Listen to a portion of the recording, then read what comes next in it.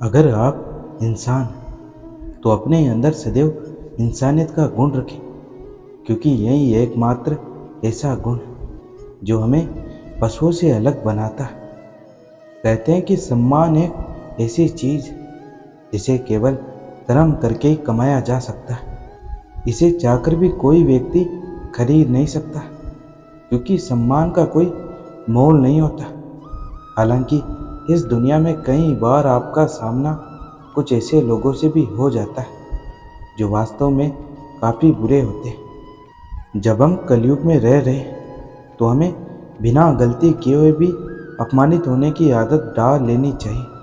हमारे कहने का मतलब यह है कि आपको यहाँ ऐसे लोग भी मिलेंगे जो बेवजह आपकी बेइज्जती करते रहेंगे, मगर यह आपको सोचना कि ऐसी स्थिति में आपको क्या करना चाहिए।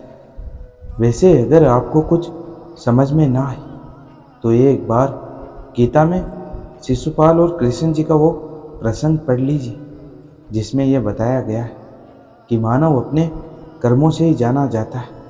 इसलिए अगर कोई व्यक्ति आपका सम्मान या अपमान करता है तो वह केवल उसी एक पल के लिए होता है। यकीनन आपके कर्म ही आपको समाज में अपनी पहचान दिलाते हैं। यानी अगर कोई व्यक्ति आपको बिना वजह अपमानित करे तो उसे अनदेखा कर दीजिए। हालांकि अगर यह अपमान ज़रूरत से ज़्यादा हो जाए तो जवाब देना भी ज़रूरी होता है, मगर यह जवाब आपको किसी दूसरे का अपमान करके नहीं बल्कि कुछ बेहतरीन काम करके ही देना चाहिए। दूसरे व्यक्ति द्वारा आपको अपमानित करने की वजह भले ही कुछ भी क्यों ना हो, लेकिन आपको अपने कर्मों से ही उसे गलत साबित करना है। यकीनन इससे वो व्यक्ति खुद आपको सम्मान की दृष्टि से देखने लगेगा। वहीं अगर पुरानी मान्यताओं की माने तो श्री कृष्ण जी और शिशुपाल के बीच गहरा रिश्ता होने के बाद भी संबंध अच्छे नहीं थे। दरअसल शिशुपाल कृष्ण जी की बुआ का बेटा था, जिसके चलते वे दोनों रिश्ते में भाई लगते थे।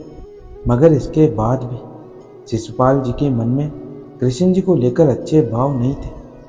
बता दें कि शिशुपाल रुक्मिणी जी को पसंद करते थे, लेकिन वो कृष्ण जी की पत्नी बन गई और यही बात दोनों के बीच खटास की वजह बन गई।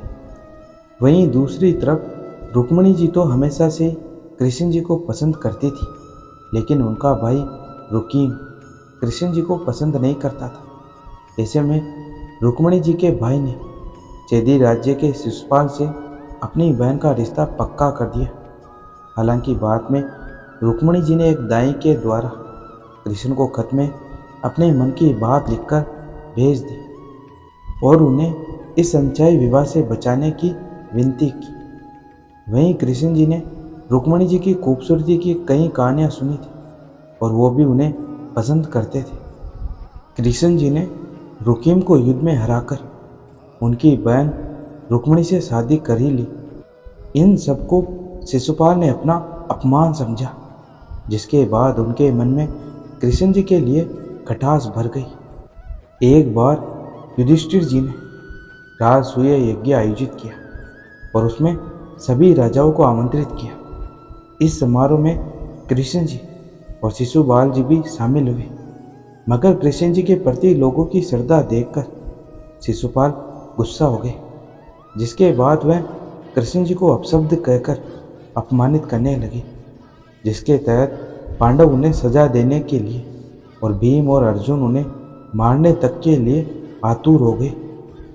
मगर कृष्ण जी ने उन्हें मुस्कुराते हुए रोक लिया और फिर मुस्कुराते हुए शिशुपाल के अपमान भरे शब्द सुनते रहे। एक प्रसंग के अनुसार कृष्ण जी ने अपनी बुआ जी से यह वादा किया था कि वो शिशुपाल की 100 गलतियों को माफ़ कर देंगे, लेकिन उसके बाद वह माफ़ी नहीं देंगे।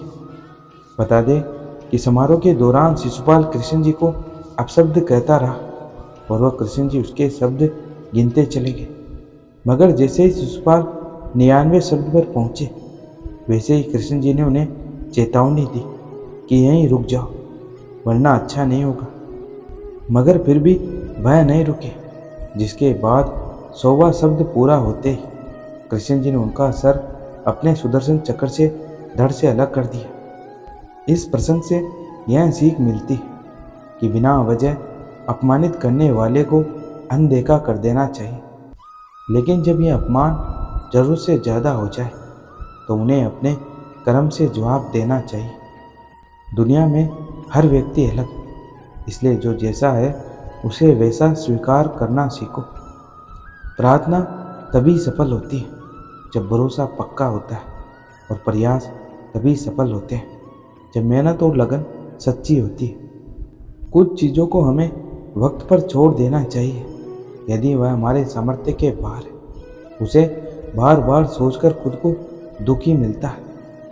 रिश्तों को अगर भावनाओं से बांधा जाए तो वह कभी नहीं टूटते, और अगर स्वार्थ से जोड़ा जाए तो वह कभी नहीं टिकते। गुस्से में बोले हुए गलत शब्दों से रिश्ते खराब होते हैं। गुस्सा तो ठंडा हो जाता है, लेकिन शब्द वापस नहीं लिए जाते। जिस तरह सोच समझकर बोलना एक कला है, तो मौन रहना भी किसी साधना से कम नहीं है।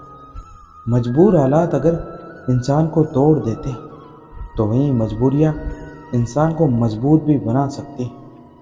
जिंदगी में यह जरूरी नहीं है कि हर किसी के साथ रिश्ता हो, लेकिन यह जरूरी है कि जिनके साथ रिश्ते वह रिश्ते संभले रहे। जैसे सूरज की किरण आते ही अंधेरा अपने आप दूर हो जाता है, वैसे ही ज्ञान की रोशनी होते जिंदगी की अज्ञानता के अंधेरे मिट जाते। गलती से गलती हो यह संभव है, लेकिन बार बार गलती हो तो यह नादानी है। जिस तरह ठहरे हुए पानी में सिर्फ अपनी परछाई दिखाई देती है, उसी तरह शांत मन से मुश्किलों के हल निकाले जाते हैं। जिस तरह पैसे कमाना मुश्किल है, उसी तरह रिश्ते कमाना भी मुश्किल है, और दोनों को अगर कमा लिया तो उसे संभाले रखना और भी मुश्किल है। जिंदगी में सच के साथ हमेशा चलते रहिए, तो वक्त आपके साथ अपने आप चलने लगेगा। बहुत ज़्यादा खुश होने पर भी अपने पैर हमेशा ज़मीन पर रखें, क्योंकि खुशियाँ ख़त्म होने पर जब पुनः आपके पैर ज़मीन पर पड़ेंगे तो यह आपको बहुत तकलीफ़ देंगे। अगर कुछ बड़ा करने में अभी असमर्थ है तो शुरुआत छोटे से ही करें। अगर आपकी मेहनत और लगन सच्ची है तो आपको सफल होने से कोई नहीं रोक सकता। कोई काम छोटा नहीं होता है। यदि ऐसा नहीं होता तो कोई कबाड़ी करोड़पति नहीं होता। किसी व्यक्ति की हार तब नहीं होती है जब सामने वाला उसे गिरा दे, बल्कि वह हारता तब है जब गिरने के बाद वह दोबारा उठने का प्रयास नहीं करता है। संबंध कभी भी सबसे जीत कर नहीं निभाए जा सकते। संबंधों की खुशहाली के लिए झुकना होता है, सहना होता है, दूसरों को जिताना होता है और स्वयं हारना होता है। सच्चे संबंधी वास्तविक पूंजी। सहन शक्ति हो तो धरती माँ के जैसा, जो चाहे सर पर कितना ही बोझ बढ़ जाए सदा अपनी रफ्तार से आगे बढ़ती। जाति और धर्म में कभी भेदभाव नहीं करना चाहिए, क्योंकि सबकी एक ही जाति मानव जाति और सबका एक ही धर्म मानव धर्म। बहुत ज़्यादा सोचने से हमारा काम बिगड़ सकता है, और काम जितना मुश्किल नहीं है उससे कहीं ज़्यादा मुश्किल हो जाता है। इसलिए अपना समय ज़्यादा सोचने में व्यर्थ ना करें, बल्कि निश्चिंत होकर काम को करें। आप सफल जरूर होंगे। आज के वक्त में अपनी कमजोरियां किसी को पता नहीं चलने देना, क्योंकि लोग कमज़ोर दीवार को लात मारकर तोड़ने में भी मज़ा लेते हैं। सच्चाई की राह पर चलते हुए भले ही अकेले रह जाए, लेकिन इतना ज़रूर याद रखना कि सच्चाई की राह पर चलने वालों के साथ भगवान हमेशा साथ होते हैं। कठिनाइयाँ और कड़े परिश्रम के बाद जो सफलता मिलती है उसका आनंद मन को प्रफुल्लित कर देता है। जो लोग पसीने की स्याही से अपने मुकद्दर को लिखते हैं, उनकी किस्मत के हर पन्ने पर कामयाबी लिखी होती है। जिंदगी में धन कमाकर तो घर में सिर्फ चीज़ें आती हैं, लेकिन परोपकार करके दुआएं कमाई जाए तो उन दुआओं में खुशी, स्वास्थ्य और सबका प्यार मिलता है। जिंदगी में सब्र और सच्चाई के साथ चलते रहने से तुम्हें कभी किसी के पैरों में और किसी की नज़रों में नहीं गिरना पड़ेगा। जिंदगी में आपने कितनी कमाई की है वह आपकी दौलत से नहीं, आपकी अंतिम यात्रा में आई हुई भीड़ से पता चलता है। जो लोग झूठ और बाहरी दुनिया के दिखावे में रहना चाहते हैं उनके लिए सच को हजम करना बहुत कठिन होता है। वक्त और हालात कभी भी बदल सकते हैं। जब आपका वक्त सही हो तो किसी का अपमान ना करें, क्योंकि आपके हालात में आपका वक्त शक्तिशाली होता है, आप नहीं। जिंदगी में रिश्ते निभाने के लिए दिल साफ होना चाहिए, दिमाग तेज होना जरूरी नहीं है। बात चाहे कितनी भी कड़वी, लेकिन हमेशा सच कहो, साफ कहो और मुंह पर कहो। जो तुम्हारा होगा वह बात को समझेगा और जो तुम्हें छोड़ देगा वह तुम्हारा था ही नहीं। आज का ये वीडियो यहीं समाप्त होता है। मैं आशा करता हूँ कि आपको ये वीडियो बहुत पसंद आया हो। मिलते हैं अगले वीडियो, तब तक अपना ख्याल रखिए। जय श्री कृष्ण।